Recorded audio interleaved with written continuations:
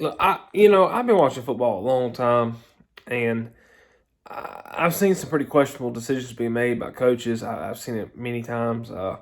Seen it many times in recent memory with Kirby Smart and company. Um, some news came out from Todd Monken, the Georgia offensive coordinator, who, in my opinion, was probably the best coach at making decisions on the team. And other than Dan Lanning, I think him and Dan were probably the more competent coaches when it comes to making good decisions. And Todd Monken, second year offensive coordinator at Georgia, the guy is he has brought a more air raid type play calling that Georgia really hadn't seen in a while. We went through a really long stretch with some coordinators with Jim Chaney and James Coley. Went through a little rough patch with some coordinators on the offense, not gonna lie. But we got Todd Monken. We got to see some air raid last year from JT. We got to see a lot more of better play calling, really, in general, just better play calling. We've seen them, they've instead of trying to change Stetson, they work around them and try to make it fit in. Now, two things being confirmed today. Stetson Bennett has been announced to be the starter versus Michigan. That is announced. Todd Monken has stated two things I'm about to talk about. The first thing he said was Stetson Bennett will be the starter. We believe he gives us the best chance to win the game. Look, JT actually just got cleared off the COVID protocol. So they flew him out to Miami. So you mean you flew him out to Miami for no reason? Waste of money. To fly him out there for no reason. The man should have stayed home. Because instead of watching the game from the couch at home, he's going to be watching from the sideline of the game. Why would you even fly him out? You got Carson Beck and Brock Vandagriff. If Stetson Bennett gets hurt, just throw one of them two dudes in. I mean, because they're going to do the exact thing JT's going to do, hand the ball off. So JT's just a useless body on the sideline. And why would you even want to fly him out there? It's a waste of time and money. JT is not going to play in this game unless Stetson Bennett gets hurt. That's it. We could be losing this game 35-0, and JT will not step on the field. I don't know what it is. Apparently, some rumor, JT's personal doctor has not cleared him to play, but the Georgia's University's doctor, has cleared him. There is some heated issue with the doctors and the staff, and I've heard Kirby and JT got into it, and so Kirby's pretty much done with JT. Now, I don't know if that's true or not. That sounds very reasonable for why he has not stepped on the field, because his personal doctor has not cleared him to play, or it's vice versa. One of the doctors has cleared him, one of them hasn't. It might be his personal doctor that hasn't cleared him, and Kirby's just done with it. And so that's why Stetson's been the guy. I don't know if that's true or not. I don't know. The other thing Todd Monken said, the Georgia offensive coordinator, he literally said this today. Stetson Bennett makes national championship winning plays. National championship winning plays.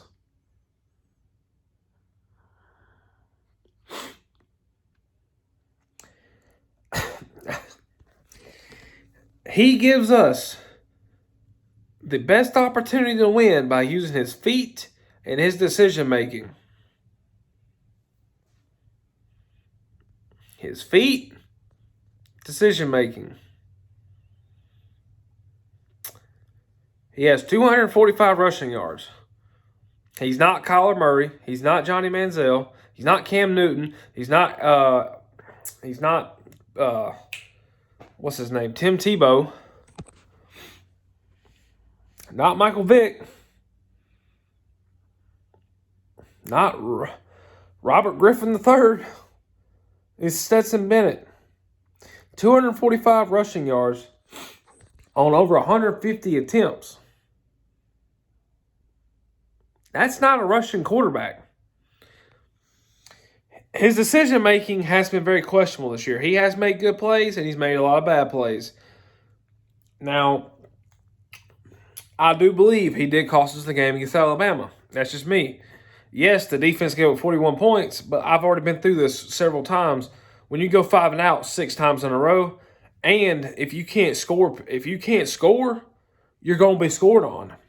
Georgia's defense is good, but to beat Alabama, you're not going to shut Alabama out or hold them to 20 or under. That was not going to happen. I would have been shell-shocked if we held them 20 or under. That's not going to happen. You're going to have to keep up the pace. And how do you keep up the pace? A pocket passing quarterback. That's how you keep up.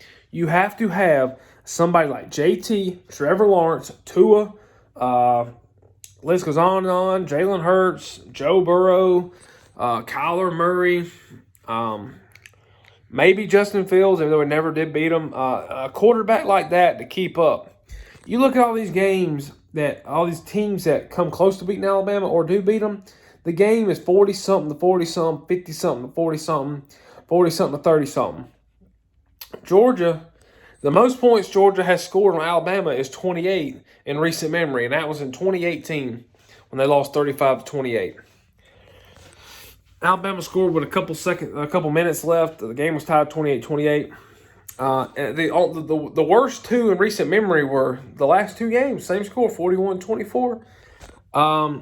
Now, we got blown out by Alabama in 2015, Mark Richt's last year. We got blown out. I ain't gonna lie. That was a blowout. But, I mean, what is the deal with the coaching? I thought Todd Monken, I was wrong about him, obviously. I thought that it wasn't his call. But if Todd Monken is the reason Stetson Bennett's been starting all year, and Kirby won't, maybe it's not Kirby Smart. Maybe it is the offensive coordinators making the choices. Maybe. Well, Jim Chaney, maybe he chose Jake Fromm. Maybe James Coley kept Stetson, Jake Fromm instead of Fields, or still would have been Chaney. I don't know.